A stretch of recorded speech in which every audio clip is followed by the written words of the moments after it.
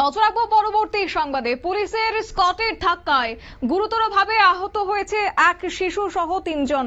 এমনই ঘটনা জানা গেছে উদয়পুরে। এই ঘটনাটি সংঘটিত হয়েছে পুলিশের স্কটের ধাক্কাতেই আহত হয়েছে সেই শিশু সহ ৩। এবং সেই সঙ্গে উদয়পুর হাউজিং বোর্ড জাতীয় সড়কে বিক্ষুব্ধ জনতারা পথ অবরোধ করেছে।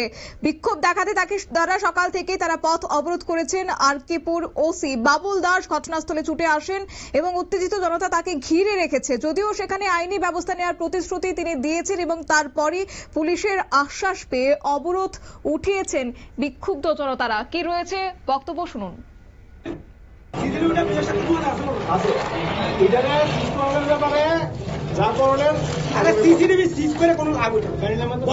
মানুষ দেখছে তো ওই লোকটার গাড়ির নাম্বারটা ভাইছে তো গাড়ি নাম্বারটা ভাইছে তো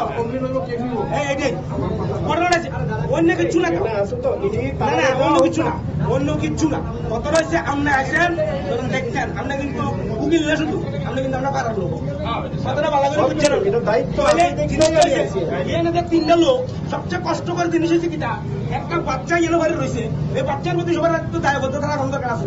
আমি তাহলে ডাক্তার সামনে লইয়া তোমরা বাচ্চা না জায়গা দূরা তাহলে আসে না কিন্তু আইসে না বরং এই জায়গাতে প্রশ্ন আছে স্যার যে তাদের যে বক্তব্যটা পুলিশ প্রশাসনের গাড়ি দ্বারা ৩ জন গুরুতর আহত শিশু কিন্তু পুলিশ কোনো সহযোগিতা করেনি তাদের, হ্যাঁ রাস্তায় ফেলে চলে গেছে। তো এটা নিয়ে কি কমিটমেন্ট আপনাদের?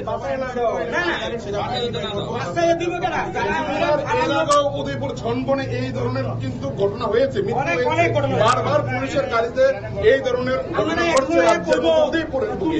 পুলিশ কি ব্যবস্থা নিচ্ছে এই বিষয়ে? এই বিষয়ে পুলিশ কি ব্যবস্থা নিচ্ছে? সাধারণ মানুষকে তো ফাইন করা হচ্ছে। যেখানে আইন যেখানে রয়েছে একজন চালক দুর্ঘটনাগ্রস্ত তাকে হাসপাতালে পৌঁছাতে হবে।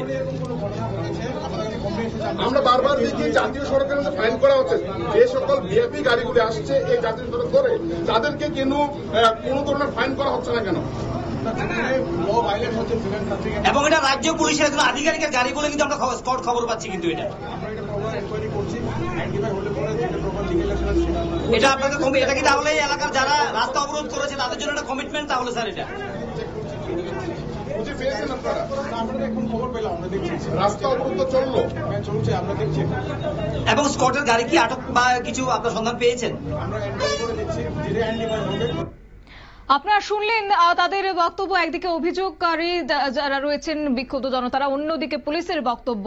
এবং যারা বিক্ষোভ দেখিয়েছেন আজকে তারা বলছেন যে বিগত দিনেও এই রকম ঘটনা ঘটেছে এবং তারই পুনরাবৃত্তি ফের একবার ঘটলো। পুলিশের এসকর্ট গাড়ি এতটাই দ্রুত গতিতে থাকে যে যার ফলে বিভিন্ন সময়ে আহত হতে হয়েছে বহুজনকে এবং আজকেও শিশু সহ ৩ জন আহত হয়েছেন। কিন্তু সেই জায়গা থেকে পুলিশের নজরদারি সত্ত্বেও, পুলিশের গাড়ির ধাক্কাতে আহত হওয়া সত্ত্বেও কেন পুলিশ প্রশাসন এই ব্যবস্থা গ্রহণ করছে না?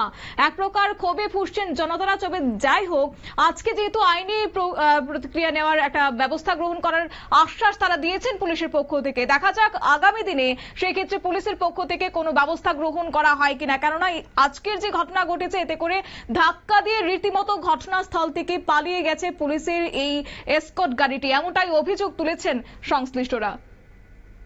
নিয়ে নিচ্ছে ছোট্ট একটি বিজ্ঞাপন বিরতি, সঙ্গে থাকুন।